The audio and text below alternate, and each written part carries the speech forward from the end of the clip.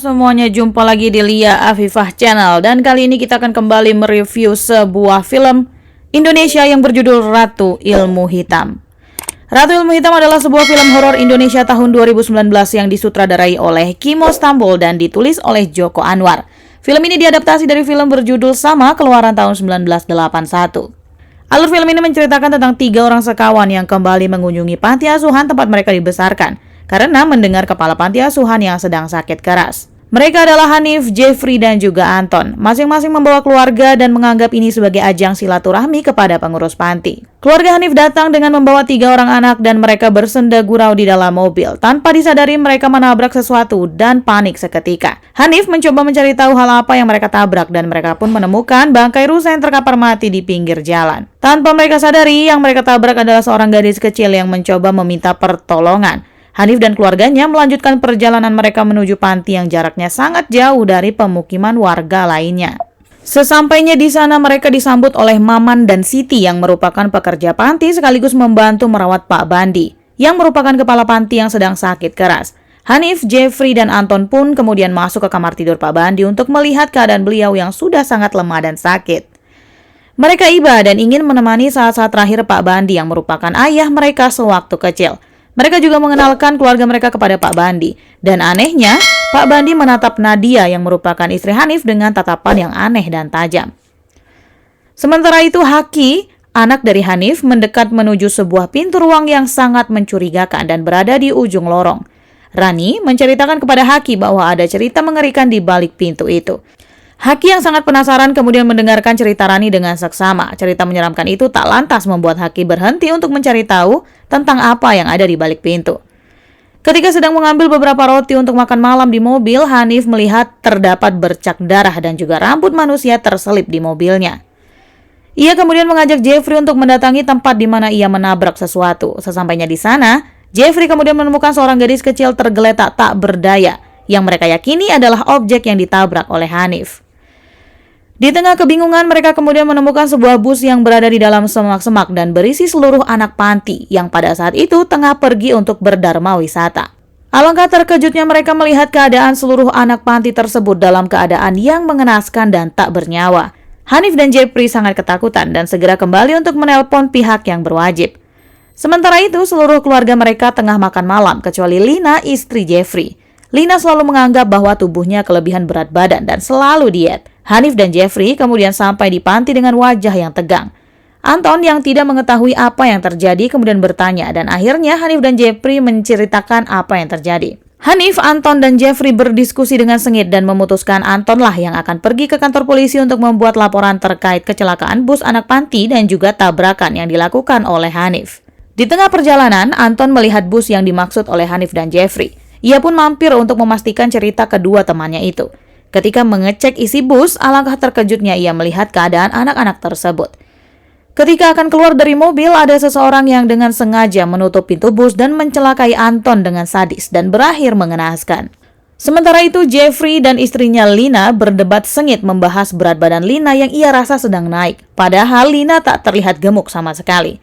Karena frustasi, Lina kemudian berjalan sendirian ke ruang keluarga dan menemukan sebuah pisau. Entah apa yang merasukinya. Kemudian Lina memotong perut dan dagunya sendiri agar tampak kurus. Pada pantulan cermin, Lina memang terlihat kurus dan cantik. Namun ketika Jeffrey datang, ia baru menyadari bahwa ia telah melukai dirinya sendiri. Di tengah kepanikannya, Jeffrey memanggil Hanif dan Nadia dan berencana membawa Lina ke rumah sakit. Sementara itu, Eva, istri Anton, berlari dan meminta bantuan karena ia menelan serangga dan tak bisa ia muntahkan. Keadaan menjadi sangat genting dan mereka semua berusaha keluar dari panti tersebut dengan menggunakan mobil. Namun mereka tak pernah sampai ke tujuan mereka karena mobil yang dikendarai terus kembali ke jalan semula. Hanif dan Jeffrey pun menceritakan kejadian yang terjadi 25 tahun lalu. Mereka berkata bahwa mereka membunuh Bumirah atas perintah Pak Bandi karena Bumirah mempraktekkan ilmu hitam dan menculik 3 anak perempuan dari panti. Hanif, Jeffrey, dan Anton membantu Pak Bandi untuk membunuh dan menguburkan Bumirah di dalam gedung panti. Nadia yang baru mengetahui hal itu sangat terkejut dan akhirnya mereka kembali ke panti untuk menjemput anak-anak mereka. Sesampainya di sana mereka tak menemukan Haki. Hanif dan kedua anaknya masih berusaha mencari Haki, namun Nadia masuk ke kamar Pak Bandi dan menemukan suatu fakta mencengangkan di balik rahasia 25 tahun lalu. Nadia menunjukkan foto yang ia temukan kepada Hanif, yaitu beberapa foto anak perempuan panti pada 25 tahun lalu.